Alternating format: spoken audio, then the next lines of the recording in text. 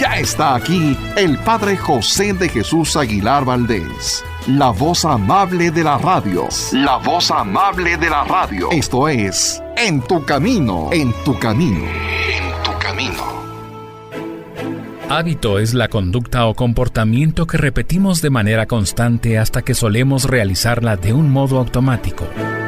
Los hábitos pueden ser buenos o malos, es decir, virtudes o vicios. Pero ¿saben cómo podemos dejar de repetir estos últimos que tanto nos afectan? Tenemos las respuestas para esta pregunta en el curso del Padre José. ¿Cómo vencer nuestros vicios? Pongamos mucha atención a esta 9ª sesión y aprendamos cómo vencer nuestros vicios.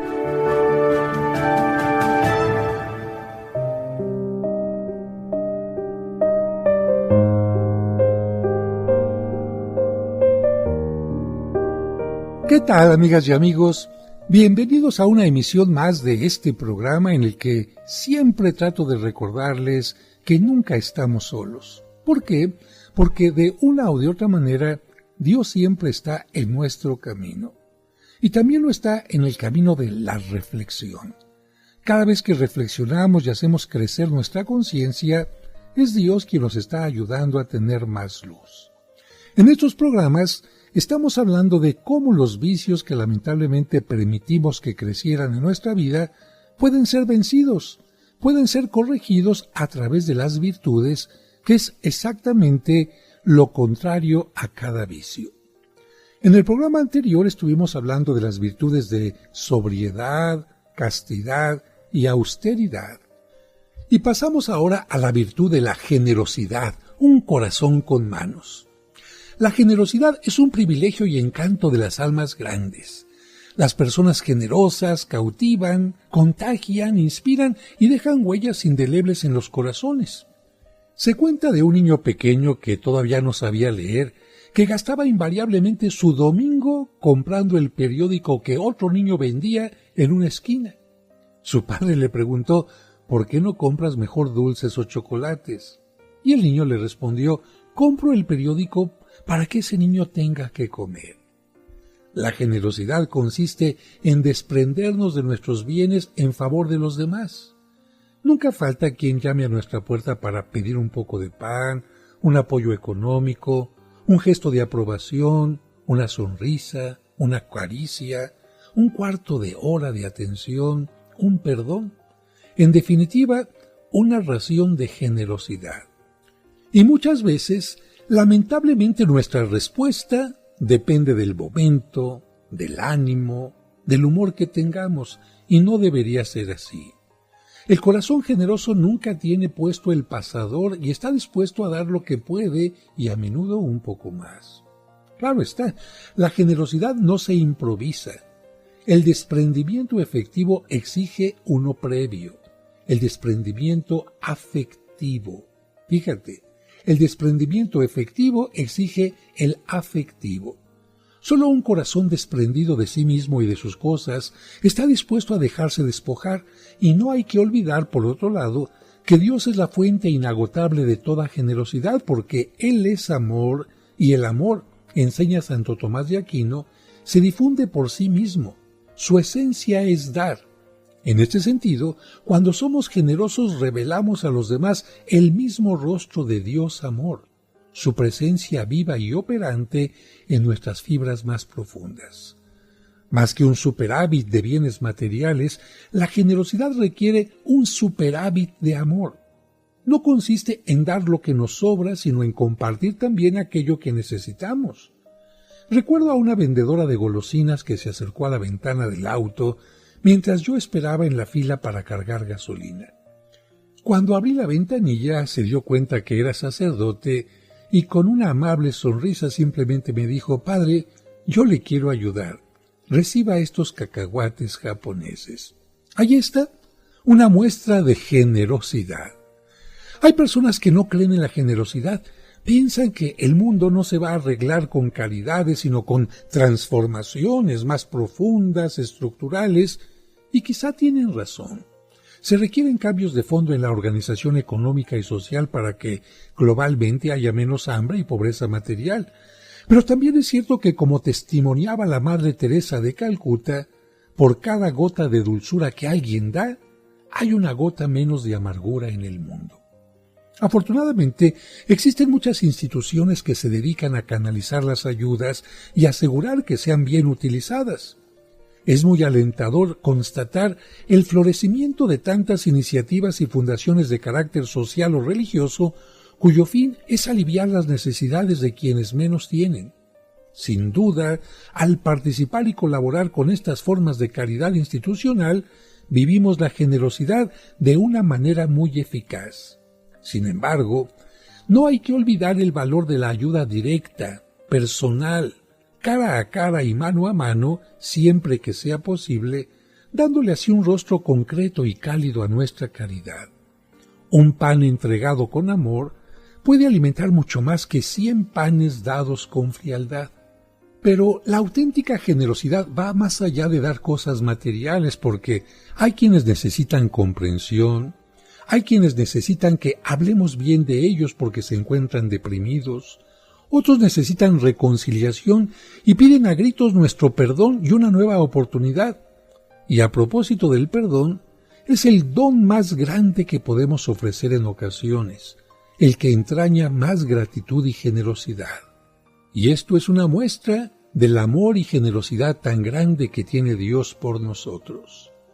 Quizá el fruto más inmediato de la generosidad sea el gozo interior. Fíjense que en cierta ocasión un hombre me confesó: soy tan egoísta que prefiero ser generoso, solo así me siento feliz. Esto es otra manera de decir que la generosidad se paga sola, no necesita recompensas. Solo es feliz aquel que es dadivoso, decía el gran Goethe. Aún así, la generosidad tiene siempre un efecto boomerang, tarde o temprano se nos regresa. Hace tiempo se me acercó un señor con aspecto de pordiosero en una iglesia. Hacía frío, pero él solo vestía una camiseta muy deteriorada, pantalones y sandalias. Pero lo curioso fue que, en lugar de pedirme dinero, me invitó a desayunar en un restaurante. Al inicio pensé que bromeaba o que no estaba en sus cabales, pero él insistió cortésmente y me dijo que estaría ahí esperándome. Media hora más tarde, no sin antes haber desayunado, entré al restaurante más que nada llevado por la curiosidad. Y efectivamente, el señor estaba ahí ante una mesa bien servida y ahora en compañía de una mujer que a leguas parecía de la alta sociedad. Era su esposa. Me invitó a sentarme y me contó su historia.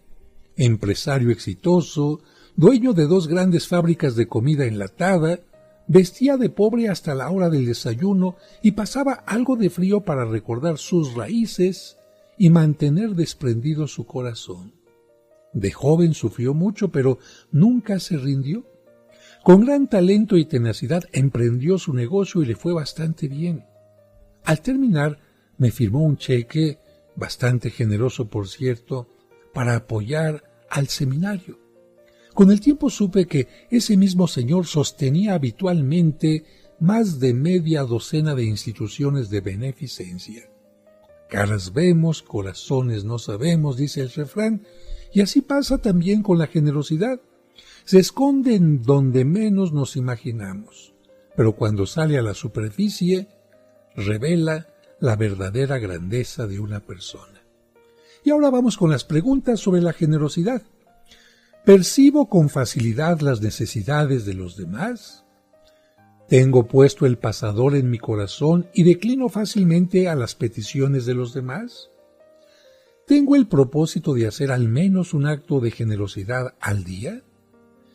¿Brindo apoyo a los más necesitados a través de alguna organización de ayuda institucional? ¿Dedico tiempo a alguna labor asistencial, voluntariado, etc.? Si no puedo ayudar materialmente a una persona, ¿le brindo al menos un rato respetuoso y cordial? ¿Creo en la eficacia de la caridad, aunque no sea más que para remediar alguna necesidad muy particular? Después de estas preguntas, pasamos a nuestro siguiente tema, la mansedumbre, que podemos considerar una virtud de sabios. Para los cristianos, Jesús es el más alto modelo de las virtudes humanas, encarnándolas todas en un grado sumo y perfecto. Sin embargo, en su enseñanza nos pidió que lo imitáramos en una sola virtud, cuando dijo: «Aprendan de mí, que soy manso y humilde de corazón». La mansedumbre es una virtud típicamente antiegoísmo. Como vimos, introdujo en nosotros el desequilibrio y la ruptura en todas nuestras relaciones, con Dios, con los demás, con nosotros mismos y con el mundo creado. Precisamente por esto, la mansedumbre contrasta contra el vicio del orgullo y sus actitudes de superioridad e impaciencia ante los demás. La mansedumbre es quizás el rostro más visible de la humildad. Es una actitud relajada, pacífica y serena que brota de la aceptación de nosotros mismos y de los demás. La mansedumbre nos depara un gran sosiego interior y nos permite navegar por la vida con esa serena tranquilidad del orden, que es propia de la paz, según la definición de San Agustín. Pero regresamos enseguida después del corte.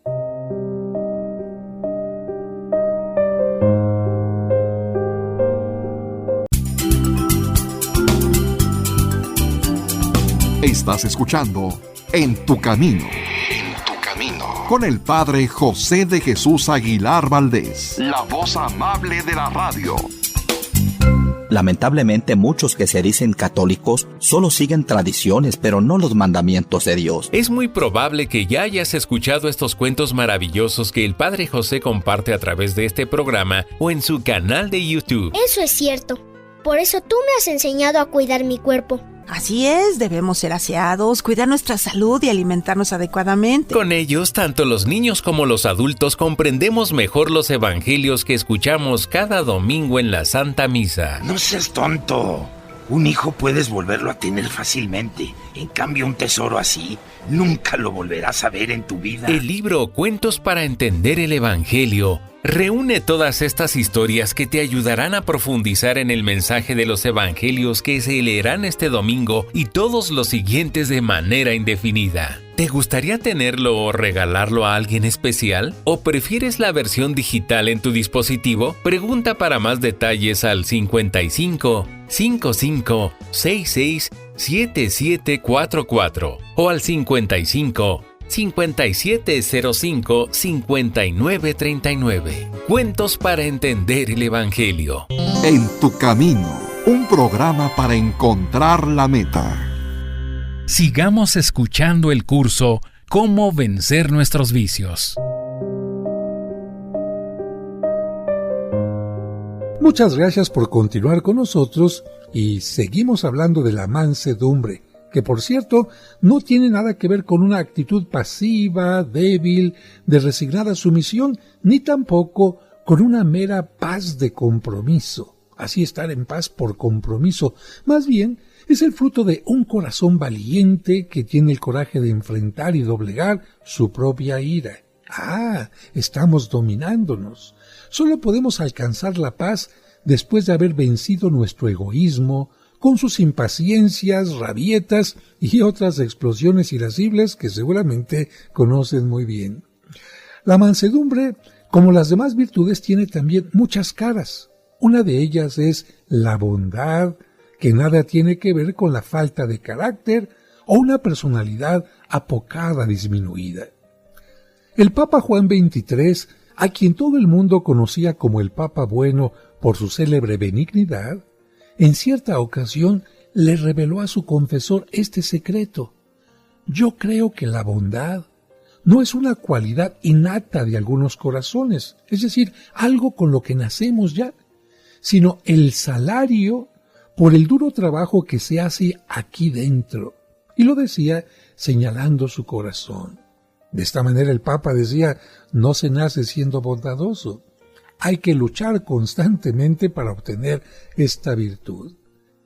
Un matiz de la bondad es la afabilidad, cuyas características son el trato cortés, el semblante amable, la mirada serena, la sonrisa franca, el gesto cálido.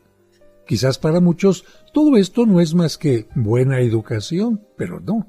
La afabilidad es más que eso porque brota de una actitud humilde, mansa, de sincero respeto y aprecio hacia los demás. Porque hay gente que puede poner una buena cara, tener una buena sonrisa, pero simplemente está actuando, está aparentando. Y la afabilidad tiene que salir desde el corazón. Un aspecto más de la mansedumbre es la empatía.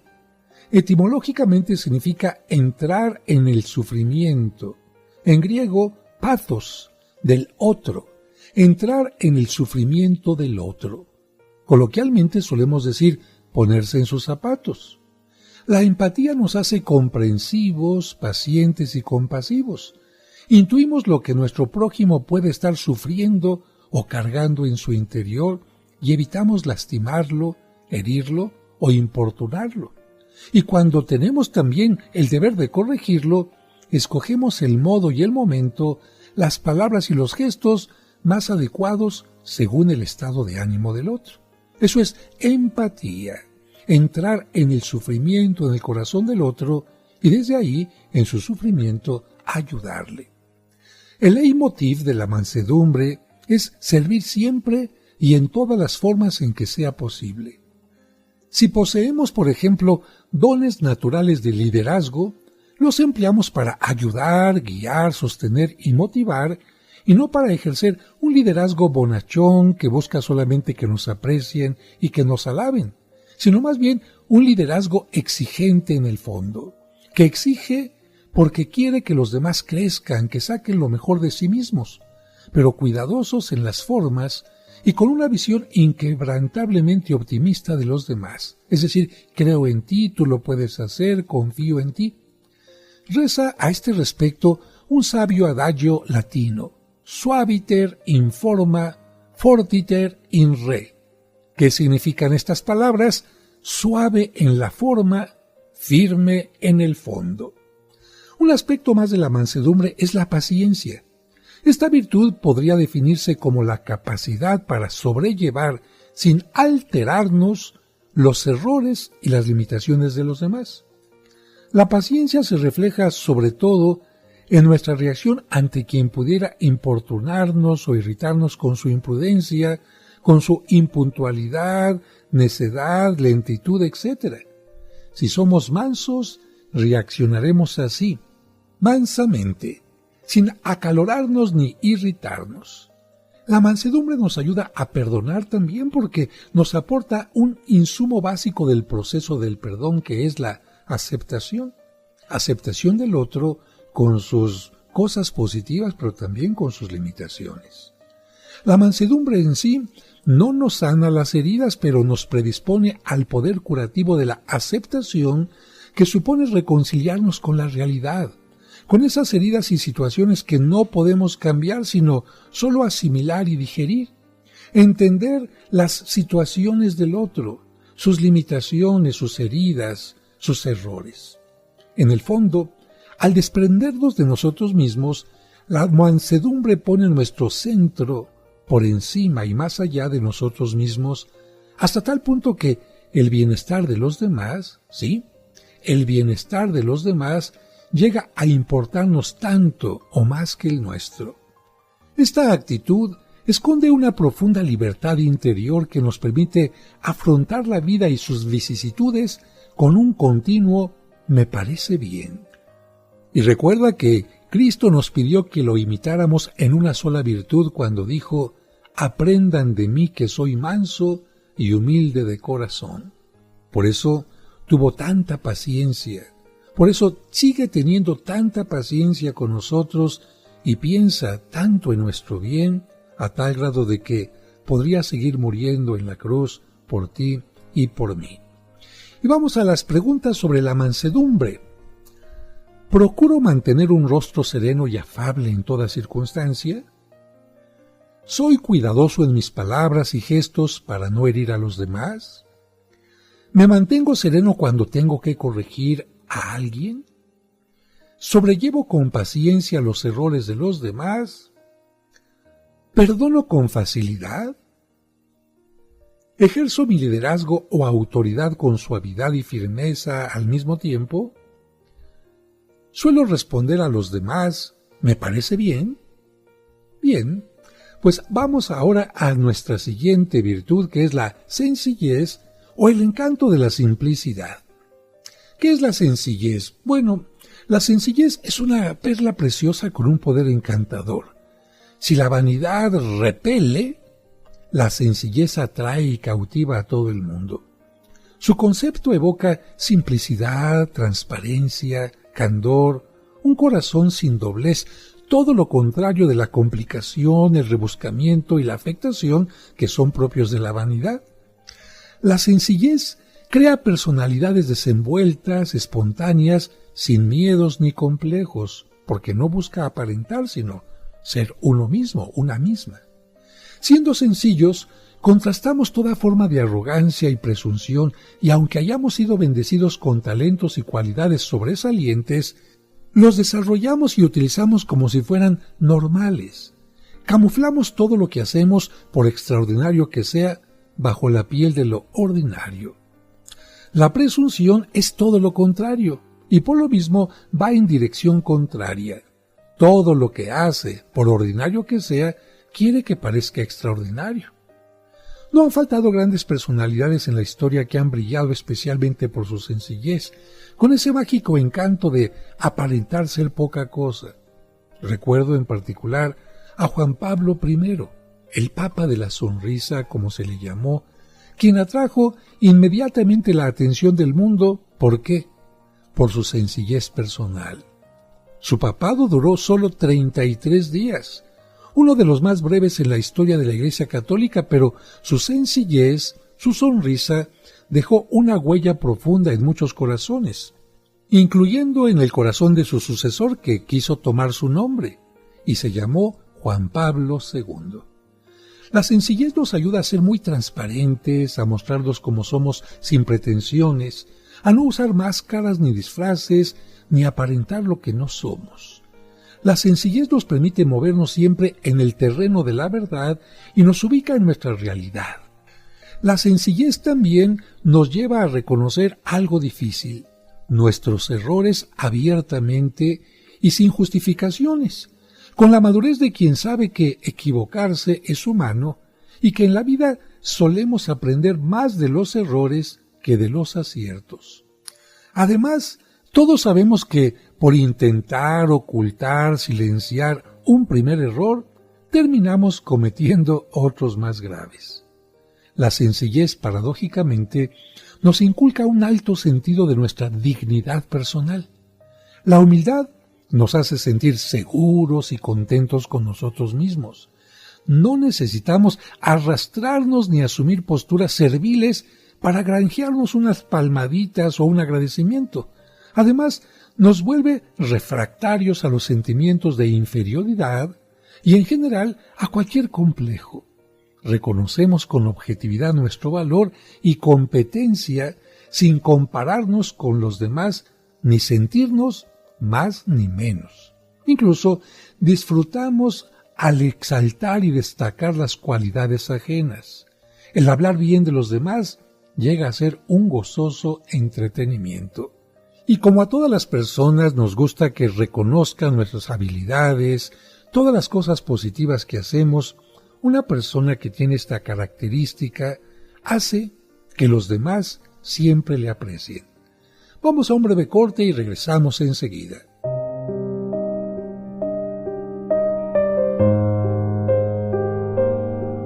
En un momento regresamos para seguir aprendiendo cómo vencer nuestros vicios. Y recuerda que tú nunca estás sola o solo, porque de una u otra manera Dios siempre se hace presente en tu camino. En tu camino, un programa para encontrar la meta.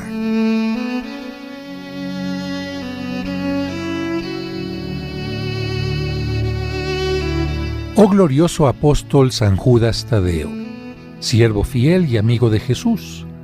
El nombre del traidor ha sido causa de que fueras olvidado, pero la gente te honra y te invoca, como patrón de las causas difíciles y desesperadas.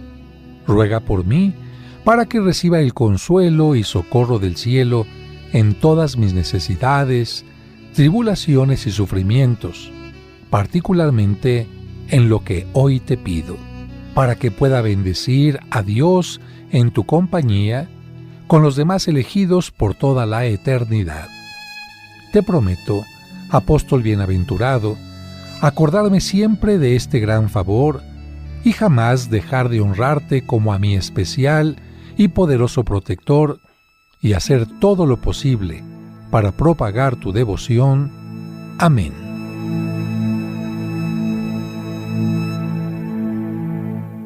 Sigamos escuchando el curso Cómo vencer nuestros vicios.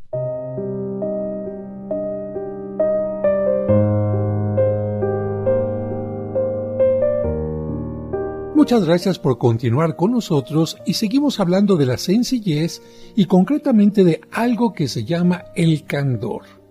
¿Qué es el candor? Pues un privilegio de la sencillez. Se trata de una especie de ingenuidad inteligente, o dicho de otra manera, una inocencia voluntaria. Pero no se trata de ser ingenuos o inocentes en un sentido equivocado, como para que nos tomen el pelo, para que abusen de nosotros, no. Simplemente se trata de mostrarnos en una forma sencilla. Preferimos incluso equivocarnos pensando bien de los demás, antes que pensar que tienen malas intenciones o dejarnos llevar por prejuicios hacia ellos. En el fondo, es una opción de vida por un clima de serenidad y no de aprensión, de tranquilidad y no de preocupación, de confianza en los demás y no de perpetua sospecha, claro, siempre que no nos den motivo para ello. Dicho de otra manera, en lugar de estar pensando que los demás me están engañando, que tienen cosas negativas ocultas, yo trato de ver lo positivo. Dicho de otra manera, el candor es como ver a los demás como los ve un niño, no como a veces los adultos los vemos, con prejuicios, ya poniendo en su mente, en sus ideas, cosas negativas contra nosotros, estar sospechando de todo lo que hacen, y esto evidentemente hace que nuestra mente, en lugar de ser simple, sencilla, se vaya llenando de complicaciones. Te pongo un ejemplo, como el de aquella persona que es celosa, y apenas la pareja está saliendo de casa, ya en su mente empieza a sospechar. Seguramente se va a ir con la otra persona, a lo mejor no llega al trabajo, y qué tal si se va a un motel, y no ha llegado al trabajo, ya le marqué, seguramente está con el otro, en lugar de estar pensando, quizás el autobús se demoró un poco o cosas así. Qué distinto es tener una mente simple y sencilla a tener una mente complicada, con sospechas y con prejuicios. Y claro, al pensar con esta forma de sospechas, de prejuicios, se pierde una libertad interior. Y te pongo el ejemplo nuevamente del celoso. Aquella persona que está sospechando de la infidelidad de la pareja, o aquel jefe que está sospechando de que sus trabajadores lo están engañando, o aquella persona que va a la tienda y sospecha que le están vendiendo kilos de 800 gramos, evidentemente que no tiene una libertad interior. Y también solo se puede tener una libertad interior cuando nos equivocamos si mantenemos la sencillez. La gente complicada que se preocupa más por aparentar, nunca me equivoco, soy perfecto, todo me tiene que salir exactamente como lo he previsto, no acepta un error. En cambio, quien es simple simplemente dice, me equivoqué, me falló, como decía el Chavo del Ocho, se me chispoteó, ¿y qué pasó? Soy humano, no hay ningún problema, corrijo, aprendo del error y sigo adelante. En cambio, imagínense una persona vanidosa, orgullosa, que se equivoca, sufre. ¿Cómo es posible? He hecho el ridículo. ¿Cómo me permití hacer esto? No es posible, yo nunca fallo. Y su mente se empieza a llenar de una guerra interior. Así que recuerda, la sencillez también te puede dar esta paz interior. Quizás por esto Cristo habría dicho, hay que ser como los niños para alcanzar el reino de los cielos. Y ya tocado el tema de la sencillez, vamos con las preguntas. ¿Venzo mi resistencia a actuar cuando corro el riesgo de quedar mal? ¿Me siento seguro y satisfecho conmigo mismo? ¿Soy transparente, espontáneo y abierto? ¿Pienso siempre bien de los demás, evitando la sospecha y desconfianza si no hay motivo para ello? ¿Reconozco mis errores con sencillez?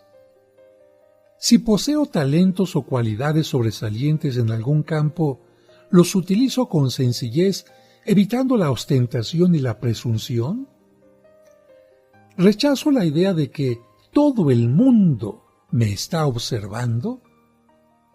Bien, pasamos al siguiente tema, que es la apertura. La apertura a los demás es un acto que requiere humildad, por eso decimos es un acto de humildad al reconocer que solos no podemos ir muy lejos.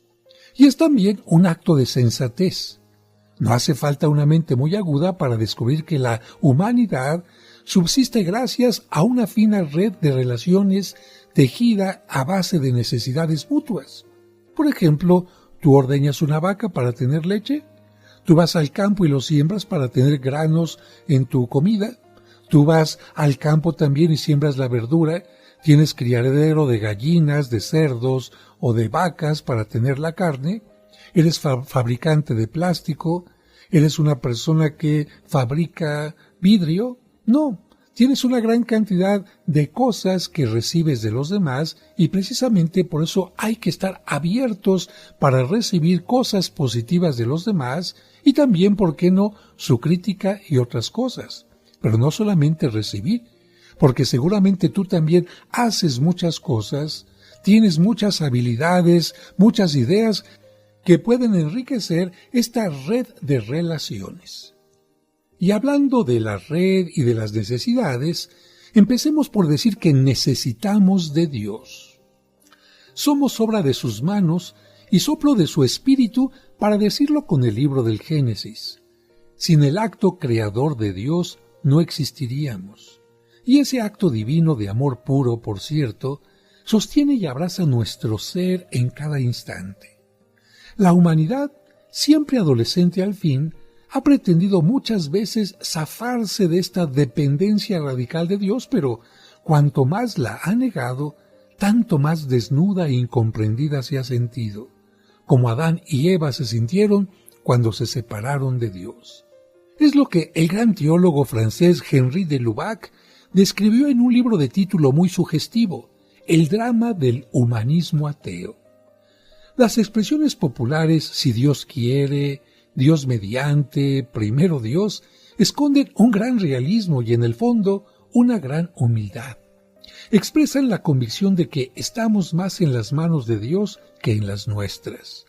Abrirnos a Dios supone acudir a Él en todo momento, en lo grande y en lo pequeño. Solo Él tiene la visión completa de nuestra vida. Más aún, solo Él conoce el proyecto que justifica nuestra existencia. Por lo tanto, ¿cómo no pedirle indicaciones para nuestra ruta? Hasta en las pequeñas decisiones de todos los días se nota quién está conectado con Dios y quién no. A propósito de esto, les hablo de un joven cantautor de talento extraordinario que antes de sentarse a componer busca el silencio y la oración para inspirarse y motivarse. Él bien sabe que no hay musa más inspiradora que Dios mismo, Señor y autor de la auténtica belleza. Y no es que escriba canciones religiosas, pero todo lo que compone lleva de algún modo el sello de esa inspiración que viene de lo alto. Cualquier artista, si se conecta con Dios, seguramente creará grandes obras.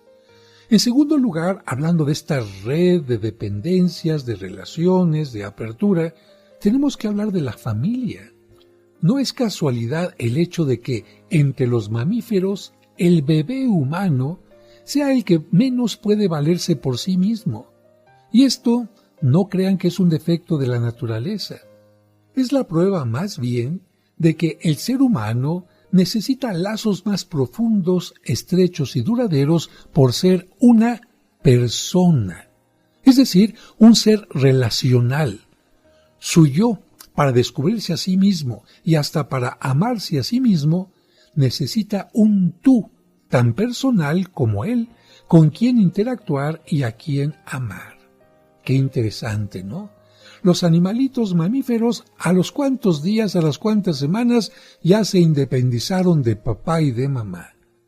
En cambio, como los seres humanos somos seres personales, necesitamos lazos más profundos, estrechos y duraderos, como el afecto y, por supuesto, una educación que nos ayude a salir de nuestro yo para encontrarnos con un tú y hacer un nosotros. Pero vamos a un corte y regresamos enseguida. En un momento regresamos para seguir aprendiendo cómo vencer nuestros vicios. Y recuerda que tú nunca estás sola o solo porque, de una u otra manera, Dios siempre se hace presente en tu camino. En tu camino. Al reunirnos en nombre del Señor. En el nombre del Padre, y del Hijo, y del Espíritu Santo. Amén. Amén. La Santa Misa, celebrada por el Padre José de Jesús Aguilar Valdés, todos los domingos a las 12 del mediodía, aquí, en tu camino. Cristo está en medio. Sigamos escuchando el curso Cómo vencer nuestros vicios.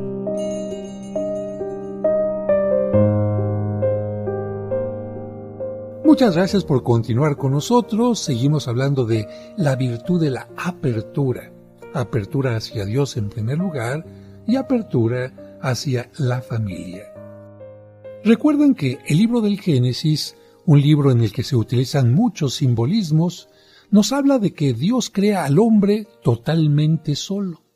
Y precisamente para que el hombre no se sienta solo, crea después a los animales a los que el hombre les va poniendo un nombre.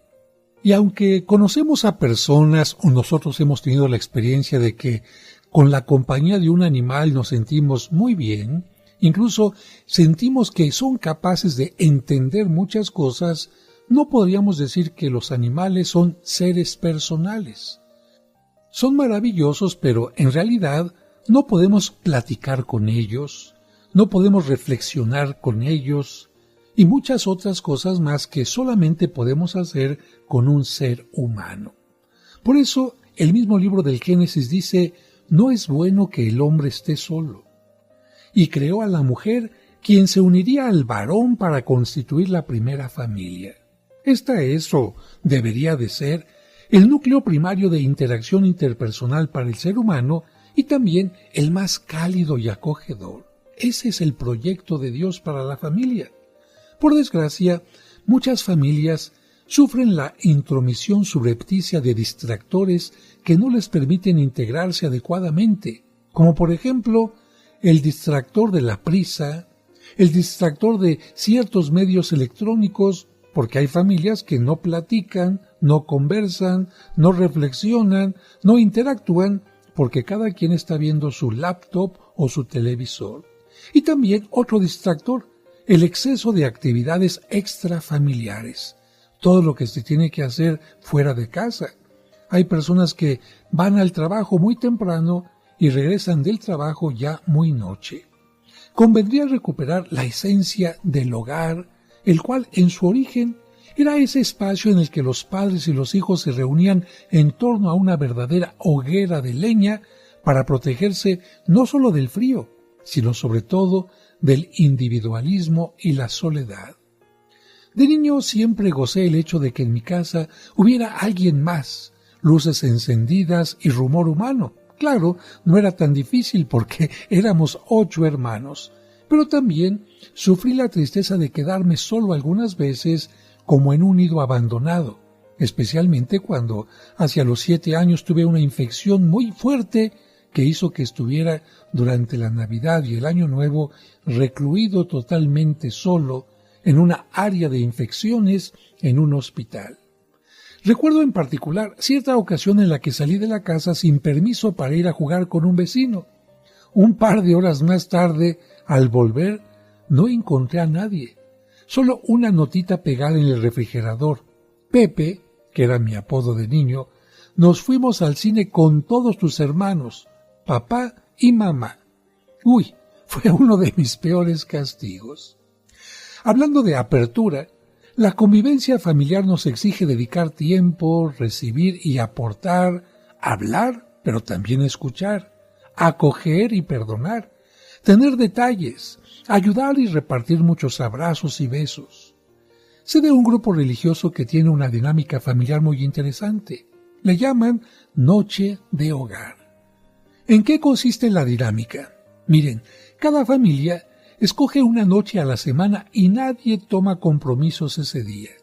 Llegada la noche, la familia se reúne en la sala, se lee un fragmento del Evangelio y cada uno lo comenta espontáneamente. Luego se tiene alguna dinámica de integración que ayude a conocerse mejor, limar asperezas y reencontrarse en un clima divertido y relajado. Se hace un momento de oración y se pasa a la cena con algún toque especial y un ambiente casi festivo. Iniciativas como esta yo creo que pueden cambiar la fisonomía de una familia y darle una unidad casi indestructible. Bien decía un célebre predicador de los años 70, familia que reza unida, permanece unida. Yo tengo una especial admiración por los judíos porque ellos el sábado conviven todo el día en familia. Pero lo más hermoso es que cuando empieza el Shabbat, el viernes por la tarde, la mujer enciende las velas para recordar que ella de alguna manera tiene que ser fuego, calor, ternura en el hogar. El marido la bendice. El marido bendice a los hijos y después de orar juntos y compartir algunos pensamientos, cenan también juntos. Más aún, la religión judía pide que el hombre, si es posible, pase la noche con su esposa y tengan relaciones íntimas. ¿Qué hace esto? Que los judíos se mantengan siempre muy unidos. Y piensen un poco, los judíos han sufrido destierro, han sufrido exilio, han sufrido guerras mundiales, han sufrido exterminio. ¿Y por qué se mantienen tan fuertes? A mí me parece que es especialmente el ingrediente principal. Ojalá que los domingos, los cristianos por lo menos, conviviéramos también en familia, no solamente participando juntos de la Santa Misa, sino también de otras cosas que tienen que ver con la unión familiar. Pasamos a hablar ahora de un aliado de nuestra humildad, la amistad. Este elemento constituye otro espacio de apertura que nos ayuda a vencer la autosuficiencia. Un amigo es alguien en quien podemos confiar, apoyarnos, mirarnos como en un espejo y compartirle también pensamientos y sentimientos muy íntimos. Un amigo es compañero, confidente y consejero y también un aliado de nuestra humildad. La amistad expresa una particular apertura afectiva. Por eso es capaz de desafiar el tiempo, las contrariedades y hasta las desavenencias momentáneas, porque en toda amistad, en toda relación, hay de repente un conflicto, un desencuentro, un no estar de acuerdo en algo, pero eso puede ser momentáneo. Las amistades se dan normalmente en círculos concéntricos, desde las más íntimas hasta las más distantes. Por eso es muy importante escoger muy bien el círculo más cercano. Personas con las que congeniamos y conectamos de manera especial, con quienes hemos compartido quizá años de escuela, o que tal vez encontramos fortuitamente en nuestra vida haciendo un clic especial y que nos han dado prueba de merecer nuestro afecto y confianza. Pero entre los amigos siempre hay algunos muy especiales. Por eso, aún más delicado es escoger un buen confidente, alguien con quien poder compartir nuestras situaciones más delicadas, nuestras dificultades y crisis, quizás algún secreto personal que necesita, además de gran reserva y discreción, consejo, aliento y comprensión. Pero un amigo no solamente nos escucha, sino también necesita ser escuchado, y de alguna manera interviene en nuestra vida. Un hermano y un amigo siempre tienen derecho a entrometerse en nuestra vida sin más pasaporte que el de su amor sincero y preocupado. Nuestros amigos también nos ayudan con sus consejos a evitar peligros. Recordemos aquel pasaje de la Odisea en el que Odiseo deseaba escuchar el canto de las sirenas y para ello les pidió a sus compañeros marineros que lo ataran al mástil de su embarcación. Así lo hicieron y, gracias a esa medida un tanto drástica, Odiseo pudo resistir la tentación de arrojarse al mar, seducido por el canto de las sirenas, y nadar hacia sus temibles garras. Pues también nuestros buenos amigos tienen que atarnos algunas veces para que no cedamos al peligro. Las sirenas en la Odisea tenían forma de pájaros que acababan con los seres humanos y los obligaban con su canto a arrojarse al mar. En este caso, los amigos ayudaron a Odiseo. Y terminamos el programa con las preguntas sobre la apertura. ¿Pienso con frecuencia que estoy más en las manos de Dios que en las mías? ¿Le pido habitualmente a Dios luz, consejo y fortaleza? ¿Valoro el aprendizaje que recibo de mi familia? ¿Gozo el tiempo que convivo con ella? ¿Soy humilde y me dejo aconsejar por los demás? ¿Escojo bien a mis amigos? ¿Permito que me digan mis verdades? ¿Aprecio el trabajo en equipo? Pues hasta aquí dejamos el programa y como siempre yo te recuerdo que tú nunca estás solo porque de una o de otra manera Dios siempre está en tu camino. Que Dios te bendiga.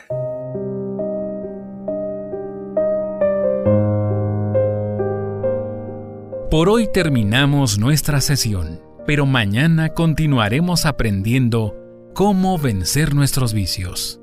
Te esperamos.